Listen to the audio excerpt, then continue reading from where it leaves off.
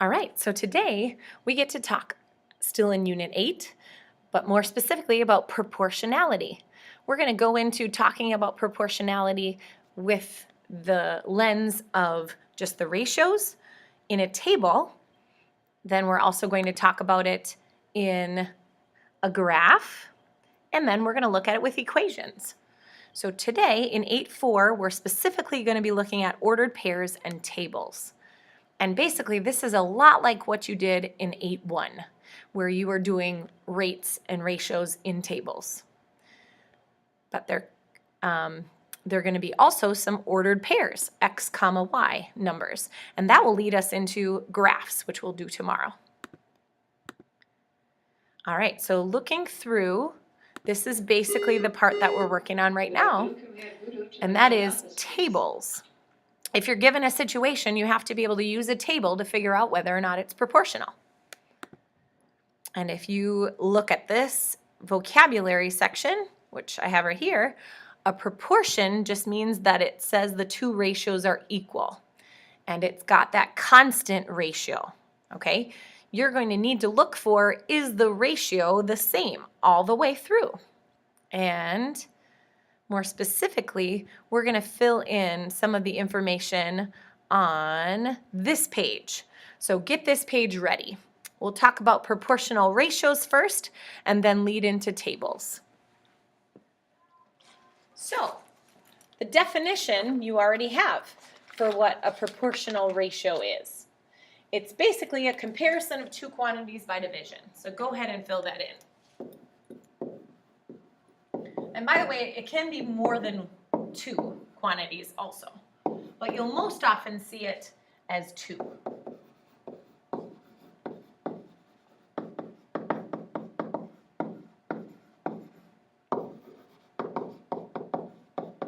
Facts or characteristics, it can be written as a fraction,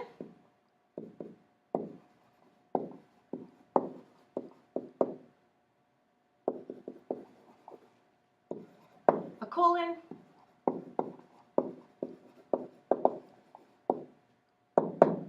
or with the word two. And looking down, examples of a ratio. If I have just a rectangle and I've got it broken into 4 pieces and 3 of those are blue, maybe I'll say 3:1. Or I might write it as a fraction, or I might write 3 blue to 1 white. You can write your own ideas for these. But non-examples could be just one number, pi. It cannot be written as a ratio of 2 numbers. And again, you can go through and write some more non-proportional ratios. The biggest thing is that you would never multiply one number to get the other in a ratio. It can't be compared with division, so no fractions. If we look at the next page, this is what we're going to focus on today. Tables. A table has to have a constant rate to be proportional. And it has to have 0, 0. So that means if I have 0 of something, I can't be charged for it. There can't be any extra fees. Facts and characteristics are that if you do y over x, it must always be the same ratio. And this will make more sense once you see the tables. It's got to be a constant rate.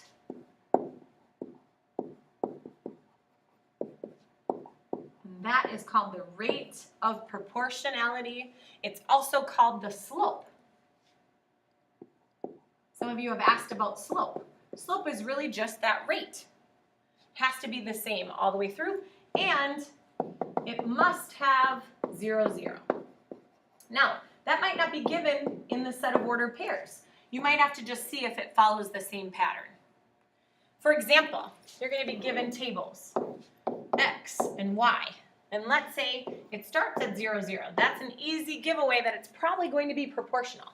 And what you need to notice is that this rate from x to y has to be the same every time. So if I do 2, it has to be 12 here. And again, we've been making these ratio tables all the way through. The biggest thing to notice is that if I add something to this, it has to be the same thing that's always added. And if I add something down here, it's got to be the same all the way through. And the way we're going to look at this in your homework is that you are going to have another row on your table, and it's going to ask you for the rate. The rate is found by just taking the y value and writing it over the x value. So 0 over 0 is really just undefined, but it has to be there in order for it to be proportional. So you'd say yes if you saw this, because 6 over 1 equals 12 over 2. And we can see that because if we simplify 12 over 2, it would also be 6 over 1. So I'm okay with you writing either 12 over 2 or 6 over 1 here. And then 18 over 3 could also be 6 over 1. And because these are constant, that means that it is proportional. A non-example would be one in which I would start with 0, 8, or anything that has a number other than 0, 0. That's a dead giveaway that it's not proportional. The other thing you might see is that you might notice, well, that's really the biggest thing. But you can also notice by doing 9 over 1 and 10 over 2. Can you tell that those are not equal? And 8 over 0, obviously, that also is not equal. So because these are not constant, they're not the same, that means that this is a non-example. It is not proportional. Okay, taking a look at your homework, the new packet unfortunately didn't have this worksheet, at least in 2017. So I put it in here and I'll be handing it out in class if you don't have it already.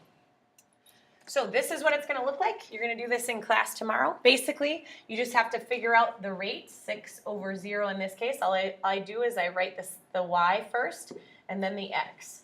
So right here I'd write 7 over 1 and I'd write 8 over 2. You probably already have a guess that this is not proportional. No. Because again, it starts at 6. Because 0, 6 is not 0, 0.